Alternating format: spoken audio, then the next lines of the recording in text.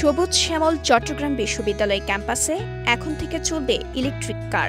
দেশের সর্ববৃহৎ এই ক্যাম্পাসে শিক্ষার্থীদের যাতায়াত সুবিধা দিতে প্রথম ধাপে ৬টি কার আনুষ্ঠানিকভাবে উদ্বোধন করলেন উপাচার্য মোহাম্মদ ইয়াহিয়া আক্তার। বিশ্ববিদ্যালয় প্রশাসনের পক্ষ থেকে একটা সুন্দর উদ্যোগ, আমাদের ছাত্রদের জন্য শিক্ষার্থী বান্ধব একটা বড় উদ্যোগ। সবারই সম্মিলিত প্রচেষ্টা থাকতে হবে, সহযোগিতা থাকতে হবে, সবারই মিলেমিশে এটা রক্ষণাবেক্ষণ করতে হবে। মঙ্গলবার সকালে উপাচার্য নিজেই চালকের আসনে বসে ই-কার সেবার উদ্বোধন করেন। জানা গেছে, বিশ্ববিদ্যালয় ক্যাম্পাসের এক স্থান থেকে অন্য স্থানে দূরত্ব বেশি হওয়ার দরুন প্রতিনিয়ত শিক্ষার্থীরা নানাভাবে বিড়ম্বনায় পড়তেন।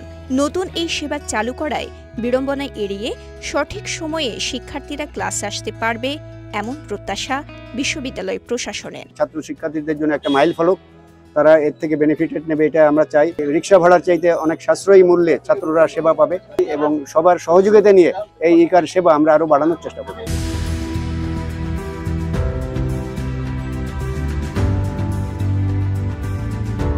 বিশ্ববিদ্যালয় প্রশাসন থেকে জানা গেছে, প্রথম ধাপে মোট ৬টি গলফ কার্ট বা ই-কার সেবা চালু করা হয়েছে। শিক্ষার্থীদের সেবার কার্যকারিতা অনুযায়ী ভবিষ্যতে গাড়ির সংখ্যা আরও বাড়ানো হবে। বর্তমানে ই-কার সেবা পরিচালনা করছে গ্রিন ফিউচার ফাউন্ডেশন বাংলাদেশ, আর আইন শৃঙ্খলার বিষয়াদি দেখভাল করবে বিশ্ববিদ্যালয় প্রশাসন। প্রশাসন জানিয়েছে, বর্তমানে ই-কার পরীক্ষামূলকভাবে 2টি রুটে চলবে। প্রথম রুটটি 0 পয়েন্ট থেকে বায়োলজিক্যাল ফ্যাকাল্টি পর্যন্ত, আর দ্বিতীয় রুট 0 পয়েন্ট থেকে সোহরাওয়ার্দী মোড় হয়ে 2 নম্বর গেট অতিক্রম করে আইন অনুষদ ও সোশ্যাল সায়েন্স অনুষদ হয়ে ফের 0 পয়েন্টে পৌঁছাবে। শিক্ষার্থীদের সুবিধার কথা মাথায় রেখে ভাড়া নির্ধারণ করা হয়েছে সর্বনিম্ন 5 টাকা থেকে সর্বোচ্চ 15 টাকা।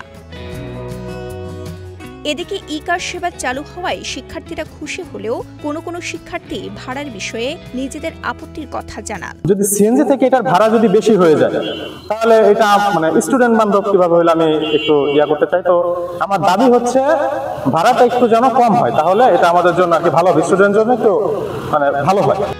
চট্টগ্রাম বিশ্ববিদ্যালয় থেকে হাসান আবরার তানভীরে পাঠানো তথ্যচিত্রে সাফা মারওয়া, কালের কণ্ঠ।